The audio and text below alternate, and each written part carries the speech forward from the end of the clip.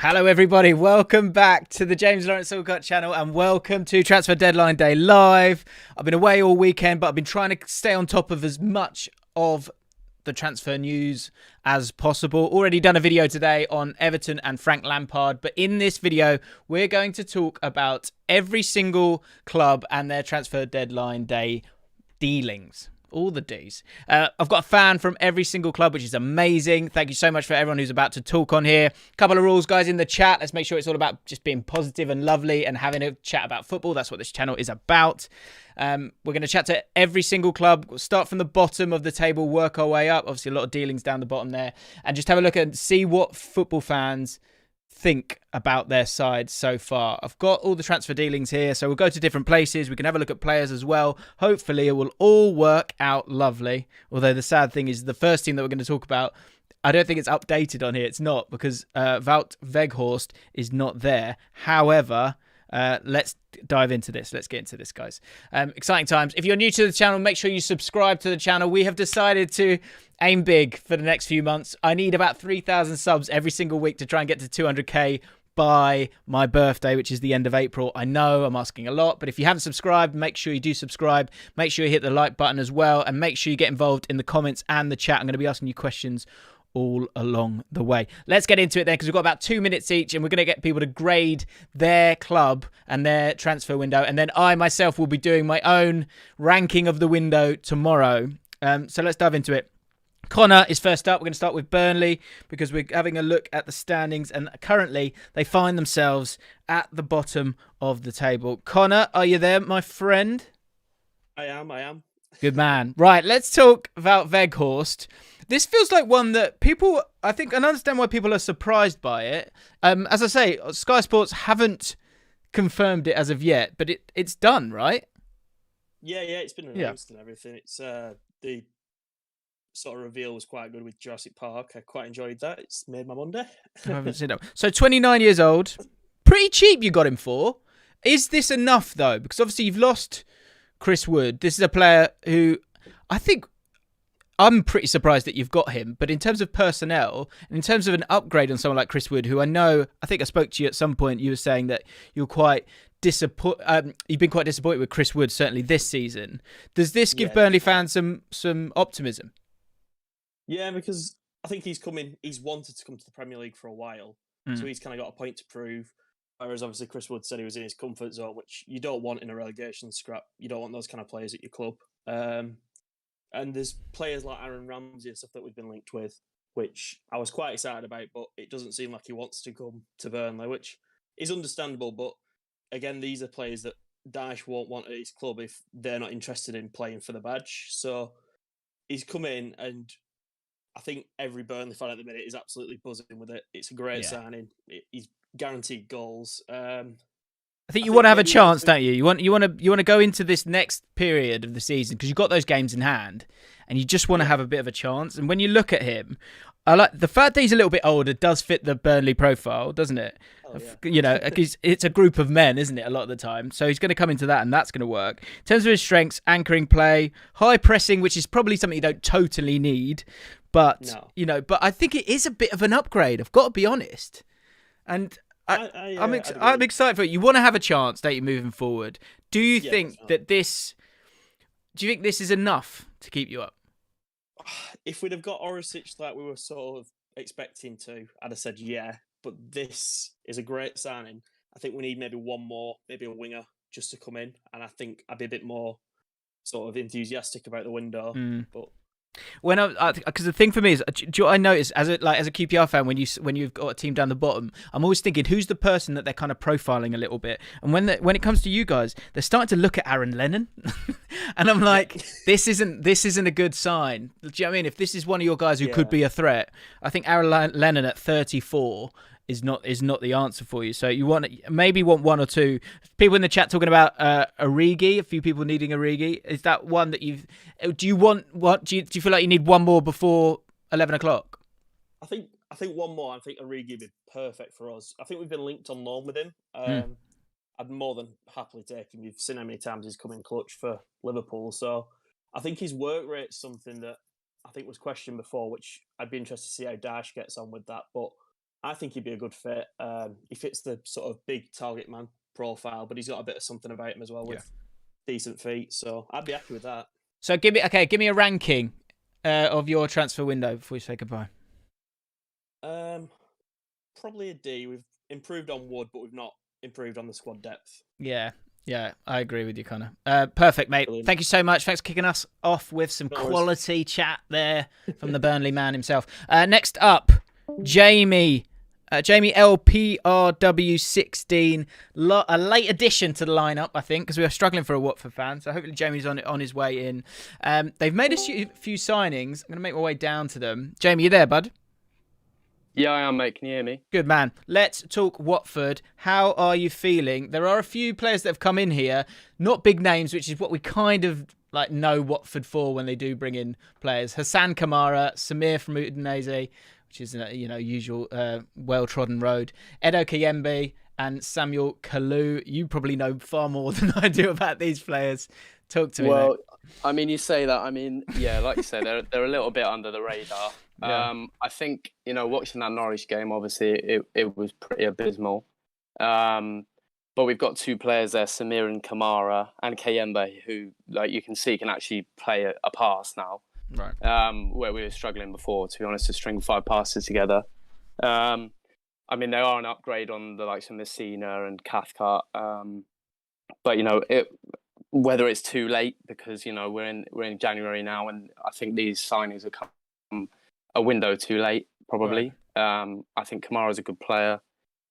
And Samir played a few long passes in the Norwich game where I thought, right, we've actually got a defender who can play a pass now. So I don't know whether it's going to be too late and whether Roy Hodgson, obviously the new manager, whether he can get them firing. And it's probably good that there's been a bit of a break as well, to get them all together and hopefully bring some sort of organisation together, which clearly wasn't there in the Norwich game. So I guess the question I have is, like, in terms of people coming in, I guess it's maybe more about Roy, because if you look at what I can see here at the moment in terms of how the team has played over the last few weeks, the performance against Newcastle was all right, but otherwise it's been pretty woeful. So really the most important person here is Roy Hodgson. But my concern is that there's a lot of players that you've got here. So the question comes to that. I think Hodgson will provide structure, right? But yeah, the bigger question is, regardless of the players that you're bringing in or that you have brought in, is the squad good enough to stay up? Do you think? Probably on paper, probably not.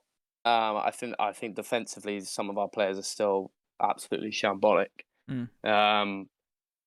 Goalkeeper situation is pretty poor as well. I mean, Ben Foster's okay. I think the centre backs is a problem, isn't it? And the centre back's a big issue. Yeah, I mean, like we've got Samir now, but Cathcart, Kabasele makes a lot of mistakes. Cathcart's, he's not exactly quick or anything. Sierralta's he's not played that much, has he? He hasn't played that much, and he's a bit of a hothead as well. Yeah. I agree. Yes, I know we got a lot of players like that. I don't know if you saw in the Norwich game, João Pedro having a go at Josh King after he didn't play a pass. There just doesn't seem to be much cohesion at the moment at all. Okay. So hopefully Roy Hodgson will bring a little bit of unity together, but who knows? Who knows what's going to happen? Give me a grade then, mate, on this window. I mean, you're never really going to go and get... the bigger concern is probably losing someone like Ismail Assar or Manuel Dennis. Yeah. Right? Yeah, and you haven't lost them. So what's your ranking? Kept hold of them, and I think Kalou is a good option to have, maybe take a bit of the limelight off of Dennis and Sarr and King, who are literally the only outlets, and I think Sarr coming back will be good. I'm only seeing sort of like a 5.5, 6. I mean, they've brought in some good players, but I think it's too late, a window too late. Do you know what is exciting? We were doing letters initially. You've gone numerical. I like that.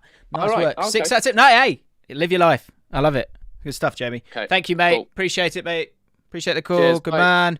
Watford done. We keep on moving. Next up, of course, Newcastle currently third bottom. And they've been busy. I don't know if anyone's spotted that Newcastle seem to have got involved. And regular on the channel, JD, John Dickinson. Dickinson, as he's known, if you listen to the podcast with Flav. How are you, mate? Yeah, I'm not so bad. I'm a bit mortified after last time, but yeah, I'm having a few heart palpitations today, which is weird as a Newcastle fan in a January transfer window. Yeah, man. Yeah, you've been dormant for years. It's been like, just buy someone. Whereas now it's like, yeah, okay, we'll have Dan Burn. Sure, we'll take Dan Burn in as well. Right, let's talk about this because I think, there's a lot to kind of get through. Of course, I did a video on the last week, which is kind of banged a bit. Like I think it's got over 100k. About Bruno Guimaraes. The Newcastle fans seem to quite like it, which is good.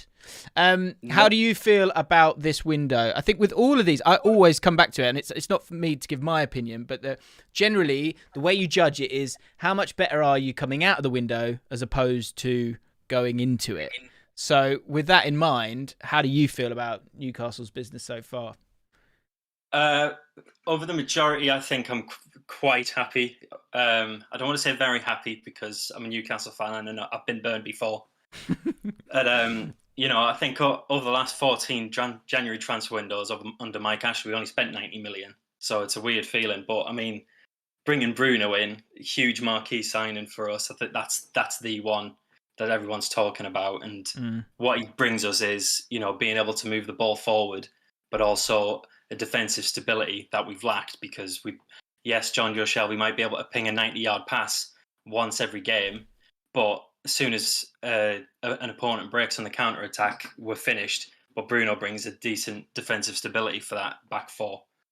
How do you feel about the defense? Because that's I think the big thing. All the comments I've always seen, they're always talking about what about centre back? What about centre back? Dan Burn's the one that looks like it's going to happen. It's not currently gone through, I don't think.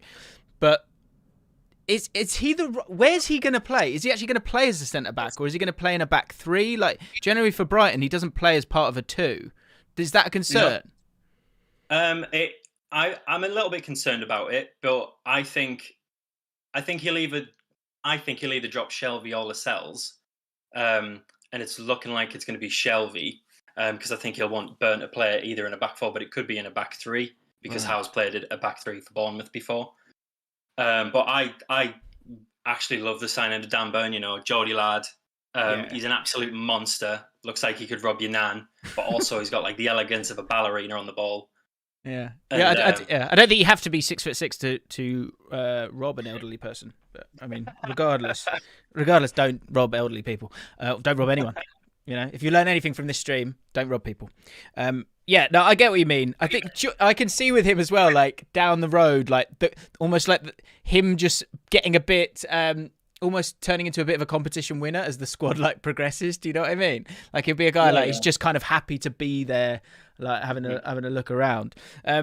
So again, like, with all these guys down the bottom here, then with the players that you're bringing in, Ekatike. Am I saying that right? Ekatike, yep, that's right. Also kind of linked, you put another bid in for him, so you might get yourself another striker through. I was kind of having a look at him. He's got a bit of size about him. He's 19, but he seems to play the channels. He seems to work the channels quite a lot, certainly in the style that they play at Ream. So he could be a good kind of squad player that could develop for you guys as well. All in all, where are you finishing this season? Oh, do you feel guaranteed? Do you feel safe? We're never safe. I tried. It's but I think if they gel well and Bruno hit those first two games, both home at Everton and then Aston Villa, if we win both of those, I think sky's the limit for this lot, and we might be able to get out of it. Yeah, big. Wow, the games are so important coming up. Everton, Villa, West Ham, Brentford, Brighton. Oof. And I do think our problem has been, players on the ball and being able to progress the ball forward. And the players that we've brought in look like they can do that. Bruno's great at taking the ball forward. He's good at passing the ball vertically rather than horizontally. Yeah. Same with, Trippier as well, who we've already brought in. Yeah. No, I think, I'm gonna give my final thoughts on it all tomorrow, but it's certainly not been horrific. Give me your grade or your mark out of 10 then for Newcastle, bud. I want to give it a B, because I don't think we've had as good a window as Villa. Okay. But I'd go with a B. Interesting. JD, my friend, thank you. I'll Been a speak pleasure, to you James. same time next week, I presume. You just pop in, won't you? Yeah, why not? Why not, eh? Yeah, I'll speak to you soon, man.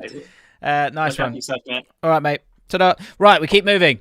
Not in the bottom 3 currently. Don't forget that, guys. Norwich City. Jingus. What a name. In you come. Hello. Hello, my friend. Norwich City. Now the Newcastle fans out of the room. I've got to say, I would bloody love it if Norwich stayed up. Just for the hope of a sustainable club. You know, QPR trying to do the similar thing. If you can stay up, then that I think that gives a lot of people hope. I think Newcastle United fans can understand me when I say that. How do you feel about your window? It's been incredibly sensible. Well, yeah. We've not been expecting to make any transfers. Stuart Webber, our sporting director, said this back in November when he was doing interviews after the Chelsea loss. And Dean Smith said in the run-up in like late December. Obviously, December was a terrible month for us. Lost a bunch of games, but Dean Smith said that the best January window for us would be getting our players back fit, so we actually have a full squad that he has to choose from. And ever since he's had a full squad, basically around West Ham match, we've actually looked quite good. We've looked a lot more direct, a lot more almost defensively solid, and I'm not bothered that we've not really done any January transfer business, apart from really loaning out a few youth players, and obviously Campbell's now leaving. But Well, that's it. he's That's the not one I been did want to really, ask you about, yeah, if that's all right, mate. So with Cantwell, so yeah, you've been sensible. I think it's one of those, yeah, you've kind of doubled down on what you've got. But Dean Smith, last couple of games, obviously wins against Everton, wins against Watford. I mean, two teams struggling themselves a little bit, but wins are wins, and that helps with the confidence for you guys. I also like the way that you've sort of switched the way that you're playing. But Cantwell, there's been so much kind of talk about him. I think sometimes people are both excited about him. He's almost got a Dele Alli vibe in the fact that people kind of like him, but they feel like he's a bit rock and roll. So they're kind of waiting for him to sort of, I don't know, combust or like, do you know what I mean? Like to him to sort of lose his way. How do you feel about him leaving the club? Will you be sad about that, or are you just happy for him to go? Well, no. In this season, Campbell's been a very divisive player almost, because with the fans they see someone who almost thinks he's bigger than the club, but he's also like a local lad. Like we don't get many players come through locally at Norwich. Like the last properly good one was Chris Sutton back in the '90s. So it's nice having that Darren player Eady. from North. Oh yeah, true. It's it's nice having those players from Norfolk, but at the same time, it's just like, and he does a lot of good as well. He's a very weird character, but he's quite unprofessional, and also we then mirror like Campbell up, who's been quite unprofessional at times with a player like Max Aarons, who's been linked with Barcelona, Bayern Munich, Roma, and he's been a model professional throughout it. So he's become so divisive amongst fans, and he's just been rubbish this season. He's looked off the pace. He's not produced anything to the level that we know he can. That it's like a sad goodbye, but it's not a sad goodbye as in we want him to leave. It's more of a sad goodbye of you could have been so much more for the club, and you Right. just haven't fulfilled that potential with a lack of professionalism and almost like a lack of maturity, which he really starts to need to have because he's like 24 now. He's not this young 21-year-old. He's 24. He should kind of know better. Okay. And So give me. it's a sad ending for him, but yeah, it is what it is, and It is. we are going to stay up. So. Woo! There we go. Love it. Well, give me a grade on. So can you give me a grade on Norwich's transfer window? I was just going to give us a grade C. C. Yep. Like okay. Just not much average, happened, but you're okay with it.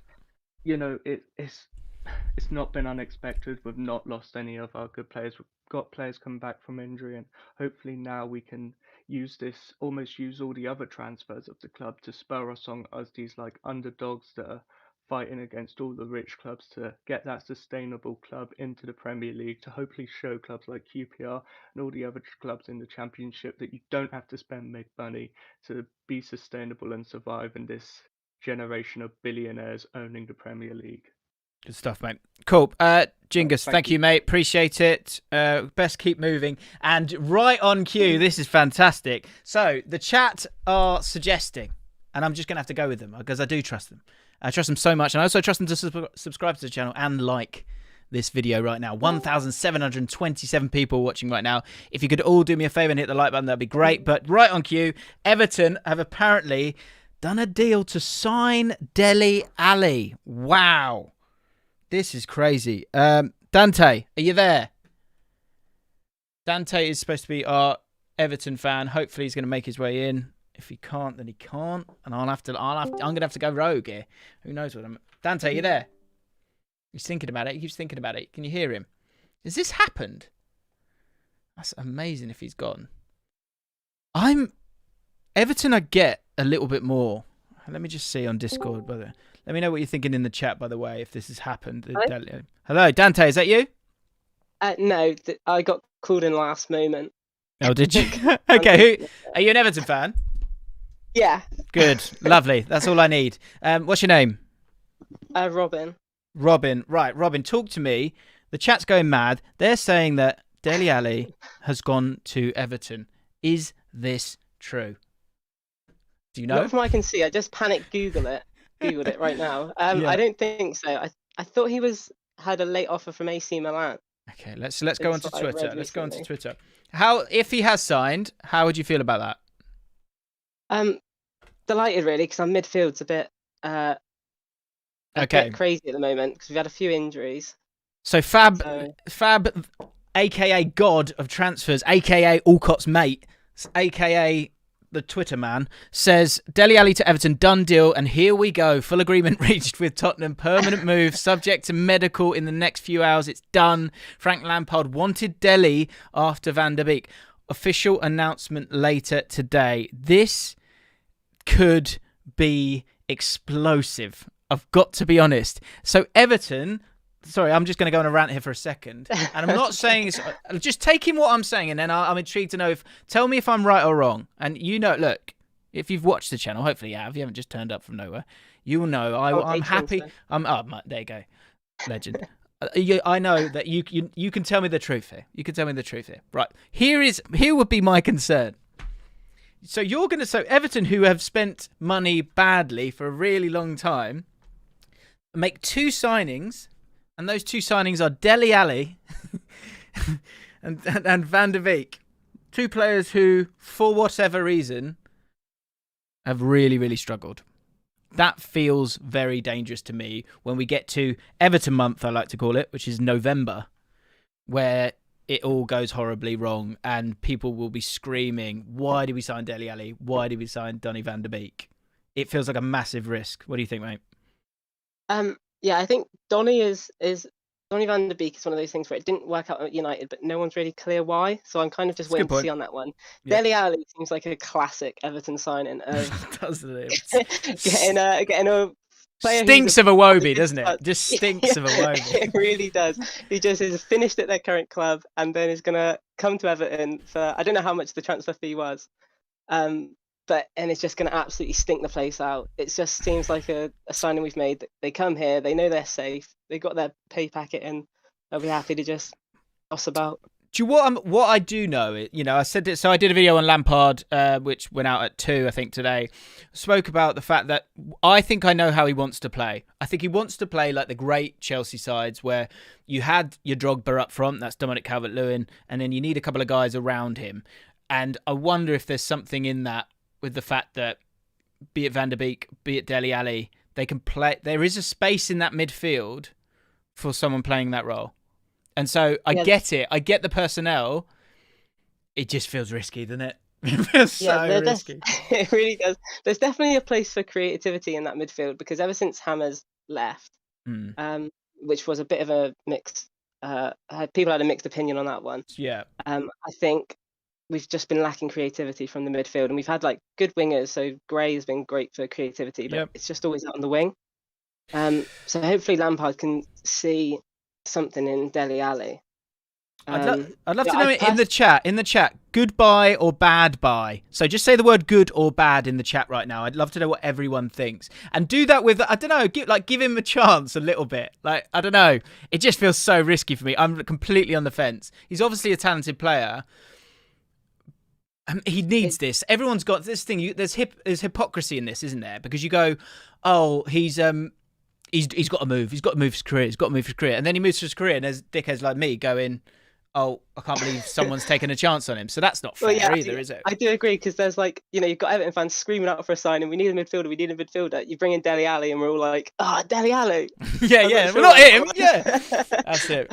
But, sure. Yeah, in terms of talent, this is better than what you've got, isn't it? In terms of a third midfielder and a midfield three who can offer a bit going forward. Because really, we've only got Allen, who's I think is injured at the moment. Decore, who is injured. Yeah. I think they're two really good signings. Then we got people on the bench like Tom Davies, who Gomez can't play in a 2, can he? He has to play in a 3. He's so slow as well, which doesn't help in the Prem. But yeah, I think Lampard can get a tune out of Dele Alli. I mean, personally, I think they could have held off on Lampard, because I've just got Denmark to a World Cup final on Football Manager. So I feel like if they just held off a little bit longer.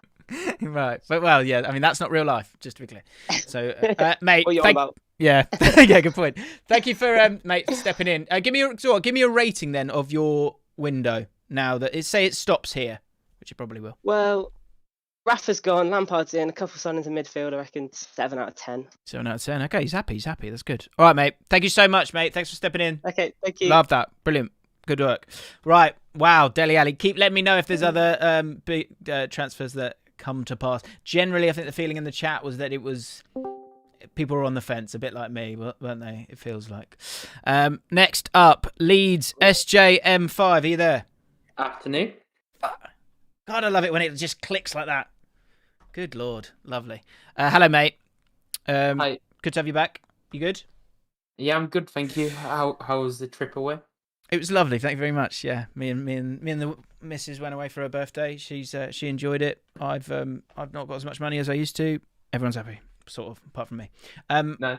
Let's talk Leeds. How ridiculous were these West Ham bids, by the way, on Phillips and Rafinha? It felt like nonsense to me. I was going to make a joke that we might make a £50 million bid for Rice later on today.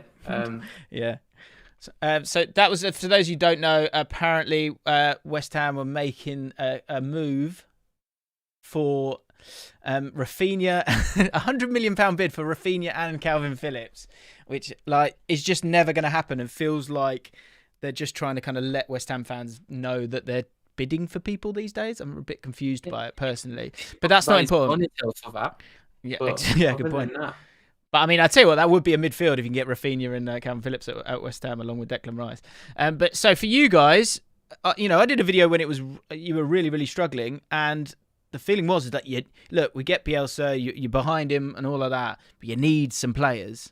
You've bought one. Yep. How do you feel? I mean, he's related to Emil Heskey.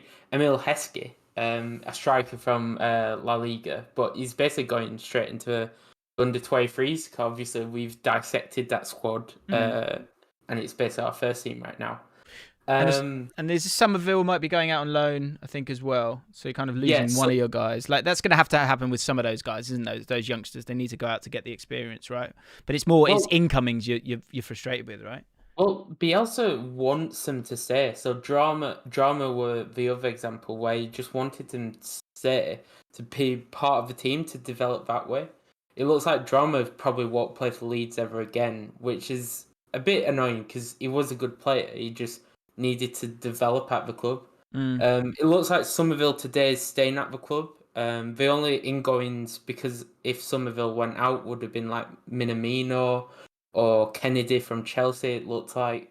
But hopefully Somerville's staying now, it looks like, so we don't have to worry about that. The only one that we were really missing was a midfielder. So obviously we bid twice for Aronson, but it's just Salzburg don't want to get rid of him until the summer. So we were just unlucky with that, really. I've just got your injuries up here again. I've got to say, I do come back to the fact that, I mean, maybe there's a feeling that you're fine, like you're safe. Yep. So it's going to be all right. Just mute my stream, by the way, bud. But these injuries are still here. You know, there's no, and Dan James cannot score goal. Like that's just not what he's about. When you're asking him to score goals, do you have any concerns that you could get dragged into it?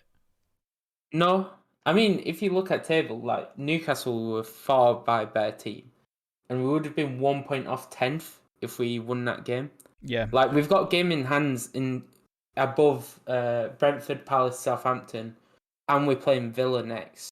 Yeah, so okay. If you're looking at it, that midfield is quite tight, and like you look at Brentford, Palace, Southampton, Villa, all having good seasons, but with our game in hand, like we could be above them. You know what I mean? So okay, I don't think it's that bad. Give us a ranking then, bud. A D. Just giving him a D. A midfielder would have been all we needed, but because we didn't get Aronson in, I'd give it a D. I think, yeah, okay. That is your opinion. I appreciate that. Very. Thanks, mate. Thanks for chatting to me again. Appreciate it. We keep on moving on to Brentford. This was a late one as well. Got a super chat from John Russell. Hello from the States. Brackets Pod Spur boys. Very sad to see Dele leave. He was a big reason. Many Americans became Spurs fans. That's interesting. Needed to go, however. Is our club cancer free? So you're calling Dele Alli a cancer? Seems harsh. Come on, Spurs. Cheers. Thank you for the super chat, mate. I mean, we'll get to Spurs. We're going to get to Spurs. I quite like the deals that they've made. You can see where it's heading. I think you've got to be careful with January. You can't fix everything. Brentford. Caleb, you there? Yes, hello. My guy. You have a new greatest player of all time, and his name is Christian Eriksen. How do you feel? Better than Kevin O'Connor? Better than Kevin O'Connor? Not quite. I think people are getting a bit carried away with it. I don't want to be a party killer, but he's just not what we needed to improve with creativity. I saw your video about it the other day, and what you said, the need for Ivan Toney to come back and be creative and knock balls onto Mbeumo, and that it frees up Tony to score goals, but we're so desperate for a right wing back at the moment that I think we should have put everything into that. So Eriksen, I'm happy with it, but not being the priority. What about the fact that, and I'm going to go to the lineups here of your last game, because I think the thing to remember is, people will forget this about Brentford, is the players that you've had out. Like having Raya out, the goalkeeper, who's really important to how you play. Having someone like Aya out for the bulk of the season. He was the big money buy, wasn't he, at the start of the season? And Josh Da Silva as well.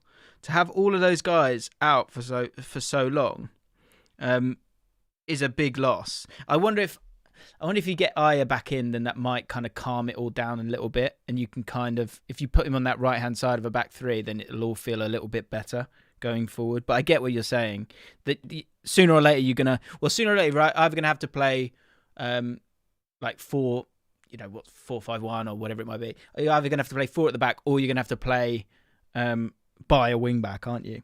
So I guess the question is down the line, do you see yourselves continuing to play 3 at the back? I think for the rest of the season, we can't. If we go to a back 4, we'd just get bullied down that left hand side with Canos at right back. Aya's not a right back. It wouldn't make sense to put him there. Canos cannot play as a right back on his own. I think teams struggle to pass around us. That's something that we've been able to do quite well. And every time that a player's tried to take on our defence, we seem to struggle. I remember Saint-Maximin, Cornet, and Anthony Gordon for Everton. All of them they picked up the ball and they ran at us, and we struggled. But with the back 3, we're hard to play around. So I can't see us changing that when it's not necessary. Yeah, you're going to have this awkward, like this year you just got to kind of enjoy it, haven't you, and stay up. And then next year it's like, okay, who do we want to be? Do you know what I mean? Like you'll have to have those sort of growing pains of being a bit more adventurous maybe and open, but I expect Brentford to do it in a smart way, so you're going to be fine. Give me a ranking of your transfer window then, because that's interesting. I think most people would go, that's it, again, this is the point. This is why I want to talk to you guys, because I would go, well, you saw Christian Eriksen, then it's A-star. But it's obviously not, is it? Yeah, no, I'd give it probably a D under a pass, because, I think it's still quite naive to think that we're safe. considering what Leeds have got games in hand over us, Everton have got games in hand on us, and then Newcastle, the business they've done is amazing. So it's very naive to think that we could get away with such little business in the window. So, yeah, D, I'd say. Okay, Caleb. Thanks, mate. I will, we'll be up next year, so we'll be able to play you then. We'll relegate you. Don't worry. Right, mate. Cheers, pal. Speak soon. Crystal Palace. Let's go. Moody Connor 1. Hopefully he's not too moody, although he might be a little bit moody because I think he was sort of linked with Dele Alli, which I didn't really understand, I'll be honest. And then Van der Beek got hijacked, as they say, by Everton. Connor. 2 Connors in this. Amazing. Are you there, bud? What's happening? Hello, mate. Let's talk. Are you annoyed today? How do you feel today? I wouldn't say necessarily annoyed because going into the transfer window, I wouldn't have felt we needed anything really. Maybe a holding midfielder, but players like Dele Alli and Van der Beek weren't players we necessarily needed. Yeah, I agree. Like we've got, Eze coming back from, that injury, which sort of killed the good season we had with him last year. But there wasn't necessarily anything we needed to improve. Why do you think Vieira wants a Van der Beek or a Dele Alli? Why do you think he's focusing there, and should he have focused somewhere else? I'm not sure. Obviously, we're not Patrick Vieira, but I feel like maybe he wants someone similar to Gallagher in a sense. You look at how well he's done this year. He makes that sort of the third man runs past the forward man. So maybe he wants to use our striker as a sort of pin and let the other players get around him, but I'm not too sure. I personally wouldn't have gone with that. Yeah, I'm a bit confused, I've got to be honest, because when I look at the squad, I just think those, the Van der Beek, Dele Alli kind of play, like, you're not going to play. Conor Gallagher kind of plays as almost like a pressing, attacking midfielder kind of dude, and you're not going to play Dele Alli ahead of him, I guess, unless you sign him outright. But you're not going to get the same output in terms of working hard for the team. And then Van der Beek, I guess you're going to have to play him instead of Will Hughes, who you spent a bit of money on, instead of Eze, I guess, if you want to play him in the middle. Like, I'm all for depth, but I found that a bit odd. Like, I thought it was a bit strange. Yeah. And I get they also with the defenders, they're trying to. You needed a right back, didn't you? Well, I would have said more of a left back. I mean, we got Mitchell at left back. He's our only recognisable left back. Yeah, I mean, we've got for depth, Schlupp, who could probably cover there. We've got Nathan Ferguson coming back, who's been out for a couple of years. Yeah, in terms of depth, you're right. Focus on a fullback probably, or maybe even a holding midfield. Obviously, we had Kouyaté go to Africa Cup of Nations. We've tried playing Hughes in that sort of like holding role, and you miss a bit of size as well, don't you? Yeah, massively. Yeah, I think we haven't really got that size. I mean, we're meant to be making permanent this the Mateta who we have up front, albeit he hasn't really had the opportunity. But this month he's been good, hasn't he? Fairly promising. Yeah, he's been something probably different to Benteke because he's not as good in the air, but his hold up play is a tad better. I personally think. So give me a ranking, bud. You've not really brought in anyone, have you? No, I'll just go slap bang in the middle. 5 out of 10. There's no need to bring anyone in. No need to let anyone go. Okay. All right, bud. Thank you, mate. I know we've got quite a few clubs still to get through, so I'll have to leave it there, mate. But appreciate it. Speak soon. No worries. Blandy, get your ass in here, mate. Southampton, this could be a quick one, I'm afraid, just because you've not really done anything at all. And I apologise for that. But apart from Sam McQueen retiring, I didn't know that. Are you there, bud? Blandy? Blandy. Are you muted, Blandy? I am muted. You were. I thought you were. I did. I'm good, mate. I'm going to give you 30 seconds because I want to give you the floor. I don't want to talk all over you. And I've got to be honest with Southampton. And Southampton fans get annoyed by this, but there's not much to talk about with Southampton. I think the season as a whole, we could talk about that loads. Like amazing performance against Man City. There isn't too much to talk about. Yeah. Go on, you go. So there isn't actually too much to talk about the window. The squad's sort of in a good place in terms of like number of bodies there are. It's just sort of like that bit of like supplementary quality you need to add to it. The main like position that has been needing improving for a while as a goalkeeper. So we're Yeah. going into the summer window with both Alex McCarthy and Fraser Forster's contracts expiring. It looks like McCarthy is going to be kind of kept on as like a second choice, but a new number one really is needed. Yeah, last minute gamble, right? I'm gonna say something here. Maybe it will happen. I've sort of heard that Sam Johnston's fallen out with Valerian Ismail at West Brom. He was the player. He was the goalie I said Southampton should go sign because they needed a goalkeeper. I wonder if there's something that could happen there last minute. If they have actually fallen out, you might be able to get him through. Oh, there you go. Look, someone said Fergus Collins in the chat. Johnston might be going to Southampton. There you go. I don't know if that's actually happening, but yeah, he's only got 6 months left on his deal, I think. So you can get him quite cheap. Okay. Rate your window, bud. I mean, probably going to be a D. Again, the squad's probably in an okay place. There was some links to. We've kind of made a habit of like raiding Chelsea's academy for the last 2 windows. So there was some links to Tino Angerin. He's now gone on loan to Huddersfield. It looks like the club might pursue that in the summer. They've got a nice little link, Huddersfield, with Chelsea. They seem to pick a lot of their players up these days. They do, yeah. So yeah, I mean, but so do you. So it's not too bad, mate. Thank you so much. Sorry if it's a bit brief, but yeah, we've still got I think 10 clubs to get through, so gonna have to keep moving on. Appreciate it, mate. Jake A. Let's talk Villa. A lot of people think that they won the bloody window. Let's see what Jake has to say about it. Jake, are you there? You there, Jake? Yeah, can you hear me? I can. Aston Villa for the Champions League? No, probably not. I think that's I wouldn't go that far, but I think eighth is probably realistic for the rest of the season. So that would be I mean 8 points off 8th at the moment. Yeah. I'd say 8th, maybe 7th at a push. Oh, I like it. It's punchy, mate. I think something's happening there. I really do. The signings that you've made, I guess the sort of overall the one important question. I mean, Robin Olsen bothered, but and Kerr Smith. I don't know too much about Kerr Smith, to be honest. Luca Dean, Philip Coutinho. In terms of the signings as a whole, since Grealish left, do you think by October this year you will be looking and going, we did really well with this Grealish money? Yeah, I think how I look at it is with our signings, can they get into West Ham's team, Arsenal's team, Spurs' team, if you want to be pushing for those top 6 European places? I'd say Luca Dean, Coutinho, they both do. So you got 2 big upgrades there.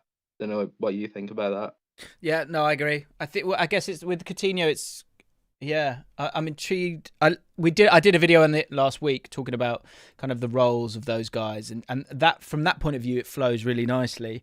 I guess it's just down to like how good is Coutinho these days, and I guess only time will tell with that. But overall, in terms of the squad being upgraded, when you lose a player like Grealish, you have to make it more about the sum of the parts, which I think is what Gerrard's going to do. And is it Michael Bean? Is that right? Beale? Sorry, Michael Beale. Yeah, Michael Beale. I really, really like. I've watched like a seminar of his, and I was really, really impressed with him. So I think overall it's exciting. You know, Leon Bailey's not really had an opportunity as of yet. Like, you've got a lot. I think overall it's Bertrand Traore. I always really like. Buendia, I think, is such a good player for you guys as well. I think it's exciting, man. Really, really. And Luca Dean as well, in terms of you wanting better fullbacks. I think he's really, really. I mean, he's great for you guys, because I think it's going to be interesting to see how much. It's interesting to see what his ceiling is when it's not just about crosses, because that's what he was able to do at Everton. That was the focus, really. Get the ball to him with a bit of space, let him put a cross in. Then you got someone like Calvert-Lewin to do something. Here, I think he's going to have more license to get forward, so it'll be interesting to see how he gets on. Give me a ranking of your window, then, bud. Yeah, I think it has to be an A. Going into the window, I'd say we had 5 positions we need to fill. A goalkeeper. Backup centre back with Swansea leaving, number 10, left back and defensive midfielder. We've got 4 out of those 5. Defensive midfield's probably the only gap really now. Yeah. You have Bissouma shaped hole in that midfield at the moment. I'm intrigued by Chambers as well. will that just be a sort of like, okay, well, he was with us for a bit and then off he went? Like, I'm intrigued to see if that one works out. That's the only one I'm sort of, he's good, but is he good? Is he good? I don't know. Can you let me know in the chat if he's good, guys? I'd love to know. 2,551 people watching right now. Make sure you subscribe to the channel. We're marching towards 200k, ideally. So use your finger, tap the button. Thank you very, very much. I appreciate it. Mate, thank you so much for chatting to me, mate, Jake. I'm sure we'll chat again soon once you make it into the top 4. Exciting times for you.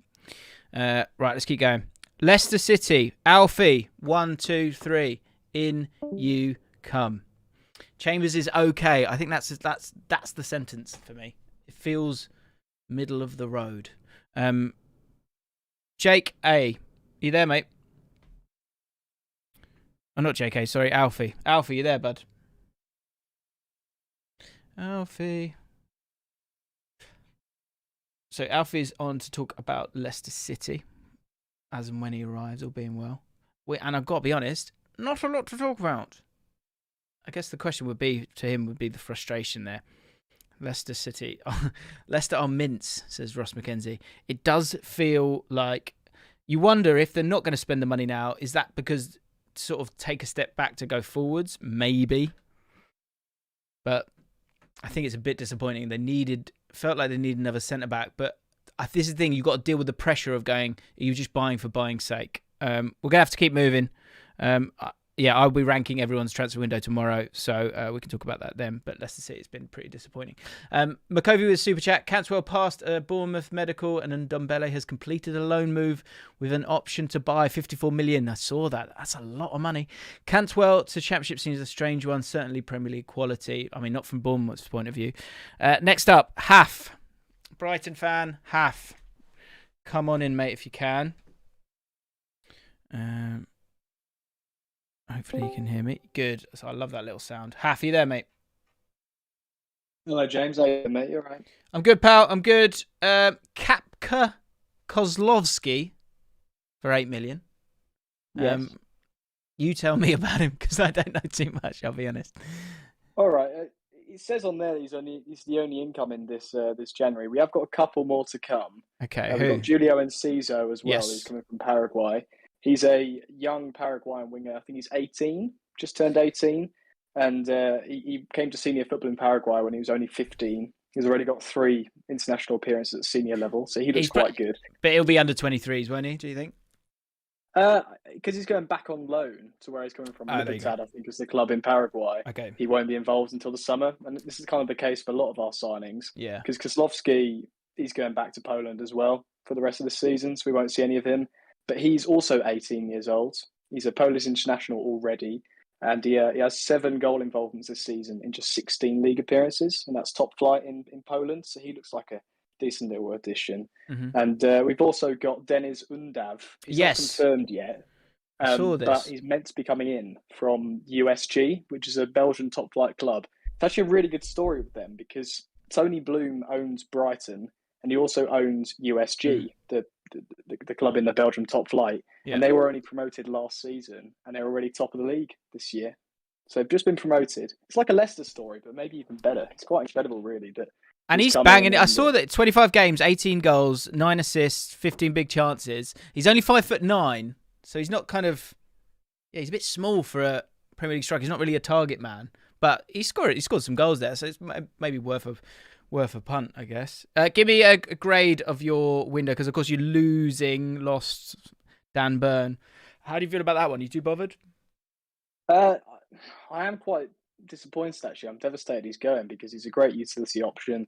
He's been starting a lot of games recently. I'd argue been one of the best formed centre-backs in the Premier League. You could even argue the last month or two, actually. But £13 million, considering he's only got 18 months left on his contract at Brighton. It's his team as well, isn't it? Yeah, exactly. Kind of understand. He's a season ticket holder at Newcastle as a youngster, so I think it makes sense, doesn't it? Yeah. But I think keeping hold of the likes of Bissouma and Lamptey is so important this window. They're so crucial to what we do as a football club. Yeah. If we want to finish in the top 10, which is kind of our long-term ambition, could even happen this year, having players like that are so important. So I probably would give us a C. I'd give us higher, but we haven't signed anyone really for now. Maybe even a D, but I'd say C, actually. I'll be kind. Yeah. We haven't signed a striker. in terms of for now. Undav, he's going to come in, but he's also going to stay on loan at USG to help for their title push, so he won't be here yet. But yeah, some exciting signings for the future, just not really now, unfortunately. I think the problem is, the recruitment generally is really good at Brighton, but you're always in a state of flux where, like, if a player almost gets too good, then people are going to want them. And then also you've not got, endless amounts of money, and you also go into quite odd markets to try and get value for money. So it's always going to be one where you're not. It's quite difficult to rank for you. But you're right, to keep Assume is pretty huge for you, because you want to have a little go, don't you, for the rest of this season and see how high you can finish. So yeah, I think that's a fair shout, mate. Haf, thank you very much, mate. Appreciate it. All right, mate. Take care. Good man. Speak soon, bud. Wolves. Ruben. We asked, can I be last? So Ruben, if he doesn't just bounce in. Ruben, are you there? Then we'll just move on.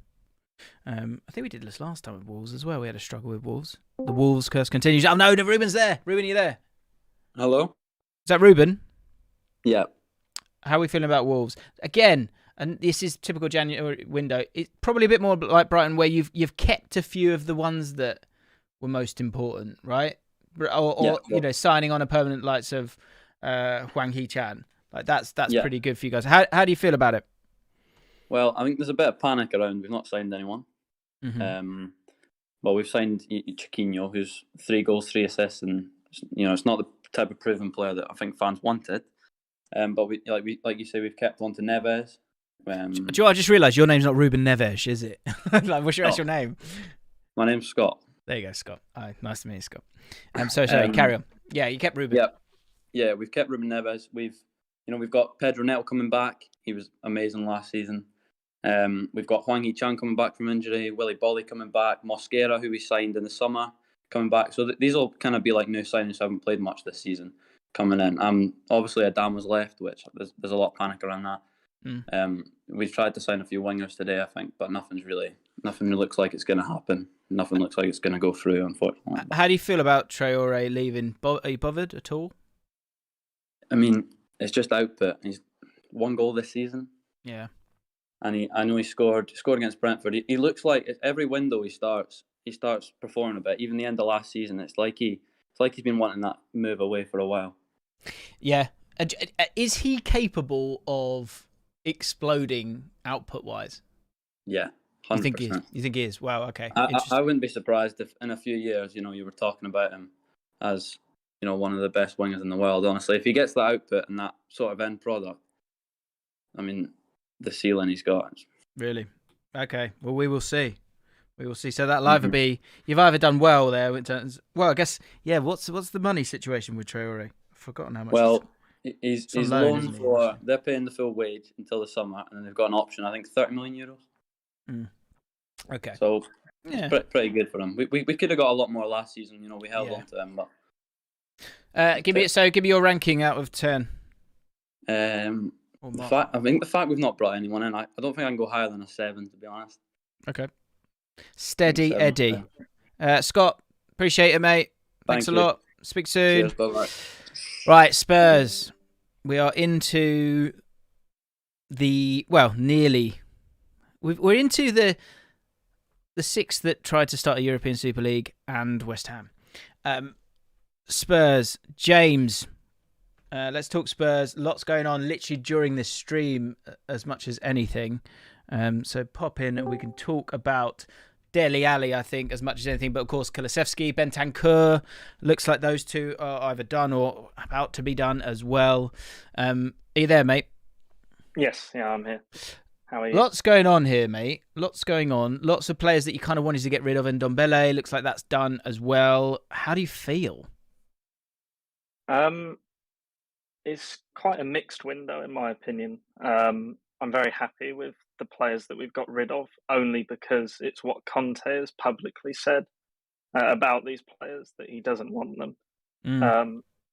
Ndombele gone, massive wages, saves us money. Lo Celso looks to almost have gone to Villarreal. Again, quite big wages, and both have an option to buy as well. And Ali has also gone to Everton. I think the price wasn't that much, actually. I think I just saw from Matt Law of the Telegraph. I just saw something about 10 million. Is it 10 million for Dele Alli? Okay. Yeah, after 20 appearances. So it's actually a free transfer initially. And only after 20 appearances is it 10 million. So it's almost like a loan without being a loan, almost, Right. for that time. Kulusevski, Bentancur coming in. This feels like the beginning, does it not? Like, I think there's like a few moves, probably not what he totally wanted, but I like Kulusevski as a buy, by the way. I think it's a really, like, he'll give you a lot of flexibility in terms of the different ways that you can play. Like, he's fallen off the ball a little bit at Juventus, but I think he's good, and he's young as well. Like, you need a refresh, don't you? And you need to. I think there's something like Lo Celso, for example. I don't think he's done too much wrong. He's been playing in squads where the manager has played dire football, and so that's not his ideal. Injuries as well. And his injuries as well. Yeah. So I guess there are going to be a few casualties here, aren't there? But like, you needed to appease Conte. Do you think you've done that a little bit here?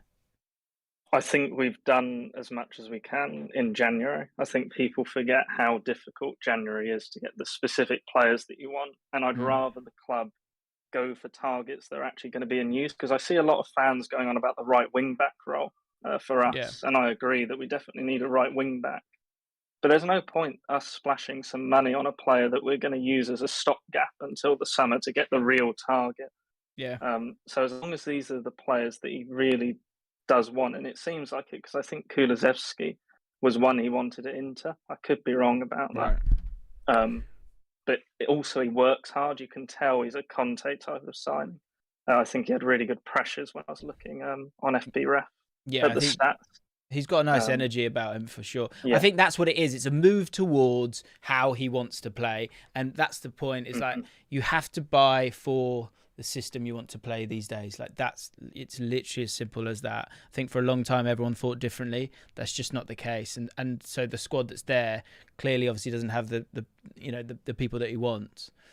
And this is, I think you just got to keep moving, haven't you? Like, it's obviously there's a lot of players there that, rightly or wrongly, the fans don't like him, the manager don't like him, and they need to get rid of them. And so that's a lot of your midfield, though, isn't it?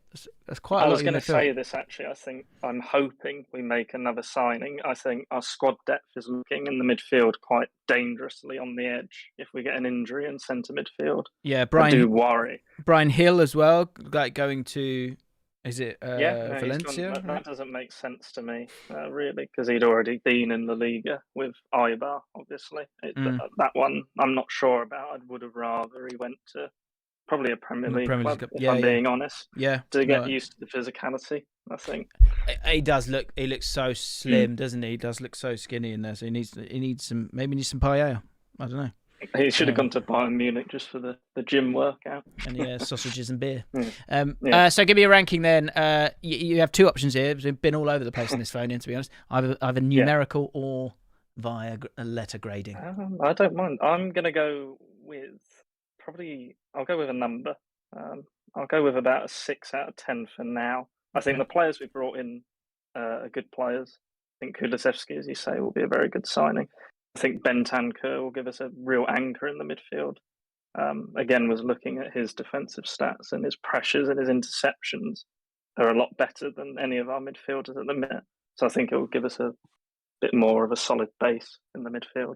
And hopefully, I'm hoping with Ali, Lo Celso and Ndombele all going out, I think it points to us making a move towards the end of the deadline, and that's what I'm hoping for. So I'm quite intrigued to see how he uses. I think he quite likes Lucas Moura, sorry. Yes, and I wonder how they're going to use him in the next few months, because I think he can offer quite a lot. So it'd be interesting to see what they do. All right, mate. Let me know in the chat as well, by the way, what your gradings are. Let's stick with out of 10. Let's give marks out of 10 in terms of the window.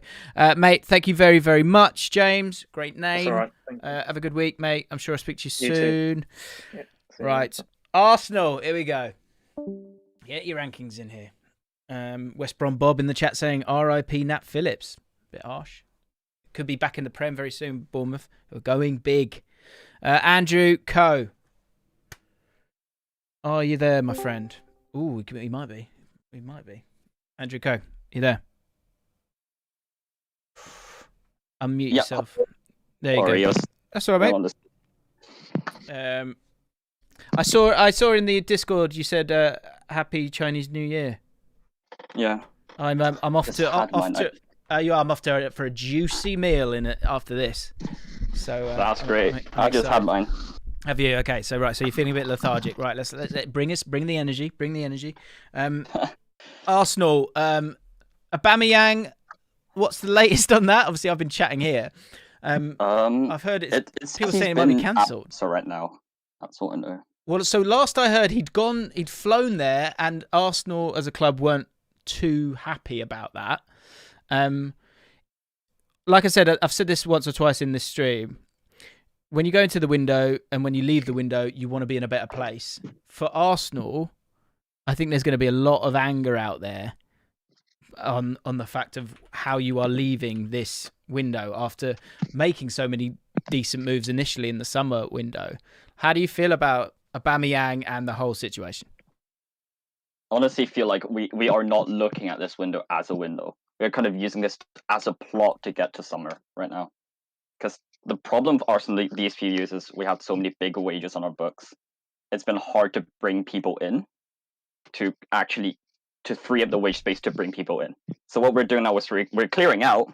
We're obviously looking down the line to say summer when we have a much more healthier salary structure and everything to actually bring people in. I think it's a bonus that we could bring people in this winter window. Mm-hmm. But honestly, the main expectation has to be we have to bring them in at the summer. Okay. Whatever we get now is a bonus, I would say. David Ornstein on The Athletic, which is obviously fantastic if you haven't ever checked it out, saying Arsenal and Barcelona talks over Aubameyang loan move break down. Athletic understands the proposed loan deal has collapsed due to a disagreement over the planned salary coverage for the next 6 months. Barring a late change in Barcelona's financial proposal, Aubameyang will not be moving to the new camp. There's also interest from Juventus and Saudi Arabian side Al Hilal in signing Aubameyang on loan this month. However, switched to play under head coach Xavi, who was thought to be keen to bring the striker in, was the preferred option. So it looks like it's not going to happen, Andrew. But you're keeping calm. Yeah. So really, this is just like, is this a missed opportunity though, with the fact that you might be in a dangerous place when it comes to what is a real opportunity to get into the Champions League this year? I think this is the closest we've been ever since Arsene Wenger left. Because Unai Emery that year, if he didn't bottle the Europa League, maybe we'd be there. But I think we have to capitalize on this, either with loans or with whatever we can get. Because we spent so much of the window just chasing after like Bruno, after Arthur, after Vlahovic. We missed on all of them. Mm. And the only problem is we don't know what's going to happen now. So we don't know who we're bringing in. Andrew. Will you give me 2 answers to questions? Get your ratings in now on Arsenal. I'm intrigued to know what you think. Give me your rating on this January transfer window, with in mind everything that you've said in terms of like, you know, sometimes you've got to be sensible kind of thing. And also, will you finish in the top 4? I want answers to both those questions. Off you go. Right now, if we don't bring anyone in, right now it's a 4. I'm not as pessimistic as many Arsenal fans think. We have had the worst window in a long time. I don't think we have. I think we have got rid of the right people. Well, Chambers, bar that. But yes, we've got rid of most of the right people. I think it's a 4. If we get like an Isak in, or one of the strikers we're rumored with in, maybe it'll be a 5 or a 6. Okay. But right now it's a 4. And will you get in the Champions League? I think we would. Okay. Oh yeah. I really think we would. Bless you. All right, mate. Thank you very much. Appreciate that. Good call, Andrew. Happy New Year. Cheers. You too. Good man. West Ham, Patrick, get in here. By the way, I just looked at the stream. 2,700 people watching right now. 635 likes. If you could all like the stream, that would be amazing. It'd be great to get to 1,000 on transfer deadline day. So yeah, if you could, that'd be great. Where are we? Patrick. You there, Patrick? Unmute yourself, bud. If you are sorry about that. It's all right, mate. How are you feeling about West Ham here? Are you? We were talking about the bids earlier about Calvin Phillips and Rafinha, which, as I said earlier, feels a bit laughable. You're another team, 5th in the league at the moment. I think it's good that someone like Declan Rice hasn't left, which I don't think he would have, but I wouldn't have been surprised if there had been some bids in for him. It feels like it's maybe going to be the summer that might happen. But with the opportunity to get into the Champions League, Does that feel like a smokescreen, the sort of Rafinha and the Calvin Phillips bids? I think we've completely bottled it. We had 30 days to properly make a statement to prove that we could get in either the Champions League or at this rate stay in the Europa League, and we've done absolutely nothing. Like, we only started getting interested in players 5 days ago, and they were all just very, very mild rumours. And then you see us bidding for Rafinha and Calvin Phillips, which we don't even need to begin with, in my opinion. And you're not going to get them, are you? We're not going to get them. They're not going to want to come here anyway. And when we've got, I'm not going to say his name, the Croatian centre back for Marseille, because I'll butcher it. Yeah, Satakar. No, I'll screw it up as well. So yeah, that guy. Go on. Him for a third of Calvin Phillips is a bit ridiculous when we're not willing to pay the money for him, and we could, and he'd just be in instantly. Yeah, I agree, man. And then the Darwin Nunez, he's at Benfica. He's not going to leave Benfica right now. They're still in the Champions League. He's a brilliant young player, but there's absolutely no reason for him to come to us when he's got no guarantee that we'll be in European football next season, because we're not showing the ambition. Yeah. To show that we can be up there. I think this is right. I could totally understand. You sound a bit deflated, and I totally get that, because it just feels like you've missed an opportunity here. When I look at the fact that it's like Antonio Yarmolenko supposedly as your two forwards. That's just not enough. And he's done such a good job. Now's the time. Make a little push here. Make a little push, because it's there. Man United, lots of trouble, obviously, in so many different ways for them. Arsenal, same. Spurs in such a rebuild. It's there. It really is there. And you've got such a good squad there. It's such a great spirit. It just feels like it's there for the taking. And it will be. I don't think you'll be able to get in that position again unless you do it this year. So give me your rating of West Ham then, mate. I don't know. We've let go of some promising youngsters as well, which doesn't really help. So I'd probably give us have you got an E as a possibility? Yeah, E. That feels like a 2 out of 10. Yeah, we've been doing numbers. We've drifted towards numbers now. Give your ranking to West Ham and their transfer window. Let me know how you feel about it all. Game right. Gutted as a West Ham fan. No European football next season is on the cards. That would be such a waste if that happens. Time will tell. Mate, thank you very much, Patrick. Appreciate it. Cheers, mate. Thanks for having me on. Cheers, bud. Right. Man United, Esbarge. Are you there, Esbarge? Ooh. Unmute yourself if you are muted. Esbarge, you there? I am here. You're there. Good man. Man United, Van der Beek gone, Martial gone, both on loan, both with not sort of the money sorted out for them to be bought afterwards. For me, with Man United, it just feels like in limbo a little bit here. Obviously, so much going on with the squad and not really many brought in. Are you okay with not bringing in too many players because you feel like the squad's good enough for the Champions League regardless, or are you a little bit concerned? Definitely concerned. I mean, we're in the Champions League. I mean, for us, that seems like our only hope of it sounds a bit crazy, but Champions League sounds like our only hope for a big trophy in a long time. And for us to compete in both the Champions League and the Premier League, as well as FA Cup as well, that's still up for contention. We're going to need a bigger squad than we already have. We came into the window with a midfield crisis, hoping to, rectify that by bringing in someone like a Boubacar Kamara or Dennis Zakaria. But we ended up losing midfielders. And not only that, but we've come out with a winger shortage as well. So we haven't gained anything from this window. And it does look quite problematic going into the rest of the season. Yeah. But do you know what? There's two ways of looking. I feel like there's part of me goes, I would be a hypocrite if I said I'll just get more bodies in it, because that's been the problem. That's been the problem for a while. So again, I think there are a few clubs here where it's just you're better off not sticking, but allowing allow someone like the petals to fall off, if you know what I mean. Let those people wilt and then kind of move forwards, because that's where you need to kind of get yourself sorted out. And if you do it when you haven't got the manager that's going to be the manager, it feels quite precarious to me. So I can kind of understand an element of deflation, but like, and the only one I'll say is Bruno Guimaraes. Like, that could have been one for you, but it feels like they don't want to kind of make any of those dangerous moves where something like just blows up in their face. So I kind of get what's happening there. So give me your ranking of Man United then, bud. Well, in terms of grade, I'll give you an E, but in terms of numbers, I'll give you a 2, because I mean, we haven't gained anything out of this window, and the only reason it's not an F is that we've sent Amad Diallo out on loan to Rangers, and I feel like he will definitely develop there. I mean, I found myself watching Scottish football for the first time ever, just to see him play, and but yeah, that's the only reason it's not an F, really, just to see other players develop. But otherwise, it's been horrible. Yeah, I think it might be, you might look back on it and go, okay, this kind of, you needed to kind of get through this. I guess it all comes down to if they get that 4th spot or not, because I think but bottom line is you've still got the quality there to get in the top 4 with the situation of the other teams. Like, surely. Right, mate, thank you so much. I appreciate you, my friend. Who is next? Let me find the person. Sorry, I had to message someone there briefly. Here we go.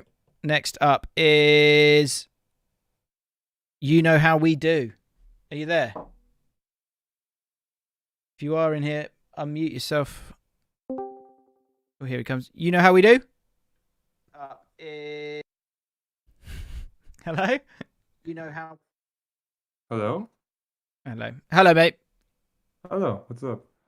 Yeah, I'm good, mate. You okay? You all right? Yeah, I'm good. Good. Let's have a brief chat about Chelsea and their transfer window. Bit of frustration with the squad and how it's built. A lot of these exciting young players out and about elsewhere. Just trying to sort out your left back situation at different times. Obviously problems with Lukaku as well. Bit of chat about centre midfielders as well. How do you feel about the window? Were you expecting much going into it, and how do you feel on the other side of it? Is there any last minute deals you'd love to see? Honestly, I'm quite happy. I'm not happy, but I'm content. Like, I feel like the only position where we really needed a backup was a left wing back position with Alonso, because he struggles so much defensively. Mm-hmm. And but I feel like with the games against Spurs, we played with a back 4, and Sarr was on that position. I think he did all right. And Callum Hudson-Odoi can play that position as well. So I kind of feel like we tried to get Emerson and I think Digne, but they were too expensive. So, it's okay.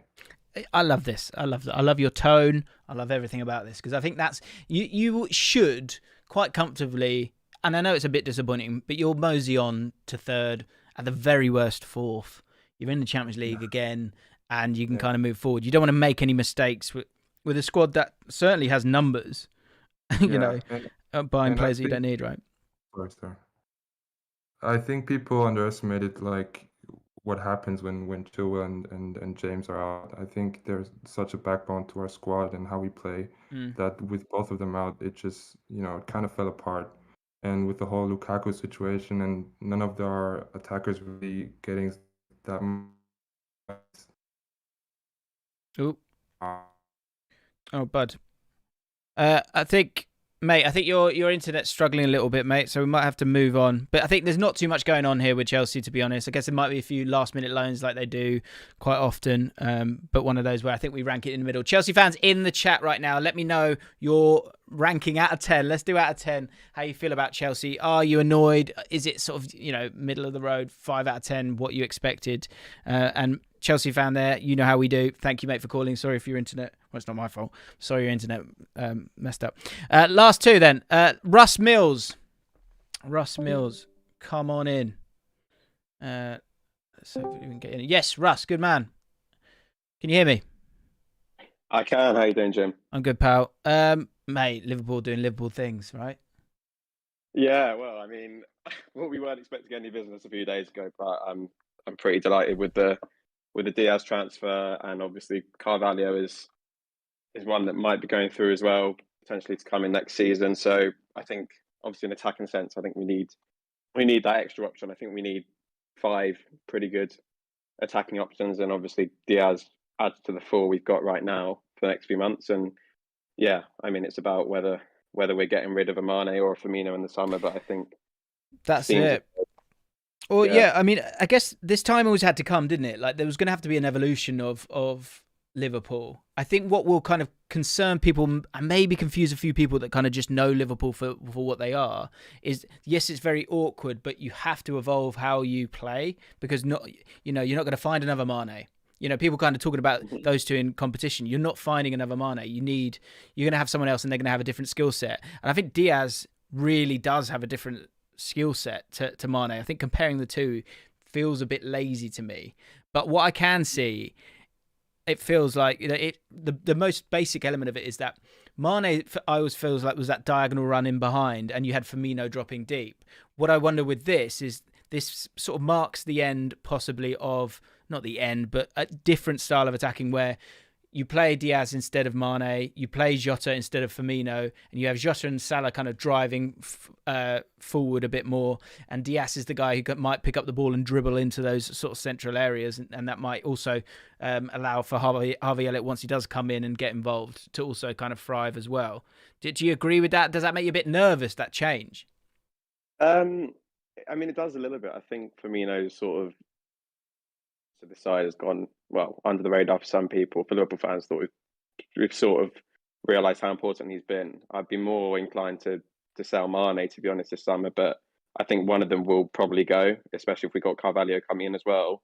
That is an interesting point. Yeah, I mean, I haven't watched like loads of Diaz, to be honest, but obviously, I mean, you made a good point there, I guess, and I think he's going to do really well for us. But he loves to dribble, mate. He loves to dribble. So I think he'll dribble inside a lot of the times, and then you'll have those runners, and it'll be so. That's how it will be very different to the way that it is right now. I think he could also really frustrate people at times, where he's like, going down and dribbling. That play you've got where he's just always dribbling. It's kind of one that you want it. Especially when you're going to dominate teams and you're going to have the ball in their third, but it can also be like just pass the ball sometimes. I wonder if there'll be that element to him, but you can see that the changes are sort of slowly being made there, and you can see the forwards on the screen right now. That you've got some good forwards. It's it's good, right? And I think it's good that we're just looking towards the future. To be honest, bringing a player in Diaz, who's 25, and that's a similar age. We've got Salah and Mane, sort of. Improving the team rather than obviously, Salah, Mane, Firmino are now 29, 30. So we've got to look to the future, and obviously in the midfield as well. I think we obviously need to make some changes. Henderson's losing his legs a bit. Thiago's injury prone. Obviously our record with Fabinho and Thiago is incredible, but without it, it's pretty scary. So we've got to be bringing in a couple of midfielders, I think, in the summer. True Mane obviously wouldn't go amiss. And obviously Bellingham would be a dream, but I mean, that's another thing, but you can't expect that in January, I guess. But but you always work quite calmly and quite correctly. Like you sort of walk to your destination with like the people that you want to re-sign, and then these other players that you want to bring in. So I think it all feels quite smart and calm at the moment, which is what Liverpool generally do. Give me a ranking on your window then, bud. I think I'll give it a 7 out of 10, especially if we're getting in, if Carvalho is coming in as well. I'm pretty happy with that, to be honest. And a few weeks ago it seemed as though it was going to be another quiet window, but we made a big move, so I'm pretty happy with that. Yeah, good stuff, mate. Let me know in the chat what you think. Carvalho is like Harvey Elliott level, quite possibly. Different players, but he has something really special about him. And the fact that he's going back to Fulham, a team and you're seeing him thrive in a team that's dominating games, that I think that's something that he can transfer to Liverpool. So I think it is a really exciting signing for them.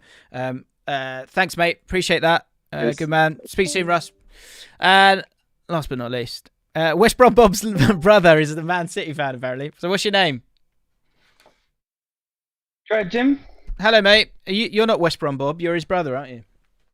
No, this is West Brom Bob. He doesn't want to speak, but I've got a script prepared. Oh, go on then. Read your prepared statement. That because my brother's a Man City fan, and I've used to his babblings about Man City for about 10 years now. Go on then, give us your statement. His statement reads: and I quote, unimpressed with the business so far, as needs to be more emphasis on a striker. I know the system, well, he says he knows the system works, but he would like to stop thinking about the future and focus on the Champions League. He generally, I've heard him said this to me about 10 times, he doesn't care if we get 5th, just as long as they win the Champions League this season. That's all he cares about this year. Okay. But he was impressed with the Torres deal and just the overall dealings of Man City in January are usually good, but he's disappointed this year. Okay. Thank you for your statement, West Brom Bob, from your brother. Much appreciated. Does he have a ranking? He probably doesn't because it was within a prepared statement. No, I did say if you had to grade it, what would you give it? He said a D-. A D-? Oh, right. So not too much. Okay, right. Thanks for that, mate. Appreciate that. I would say Julian Alvarez, 18.5 million is disgusting. That is an absolute bargain. I can't believe that they've been able to do. Well, I can. It's Man City. They're like the best team in the world. But I would say I think that is a really, really amazing signing for them. If you swap him for Ferran Torres, Ferran Torres is going to be a wonderful player and huge for Barcelona, but Alvarez could be really, really something special for them. So quietly, they've gone and bought him. So to give him a D- feels like madness to me. Madness. Yeah.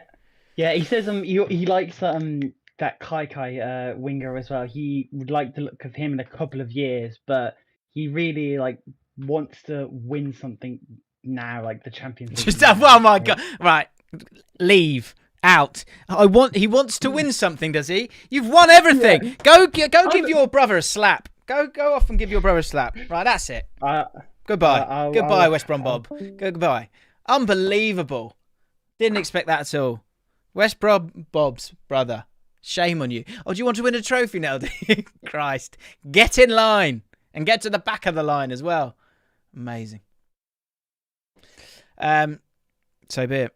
There you have it. Absolutely amazing deadline day stream. Thank you so much for watching. I'm going to rank the window once it's finished. That will come out tomorrow. I did a video on Lampard that is on the channel right now. Go and watch that. Subscribe to the channel. We're marching to 200k. We're doing it together. Thank you everyone who phoned in. Absolute legends. Thank you everyone who's in the chat who watched it as well.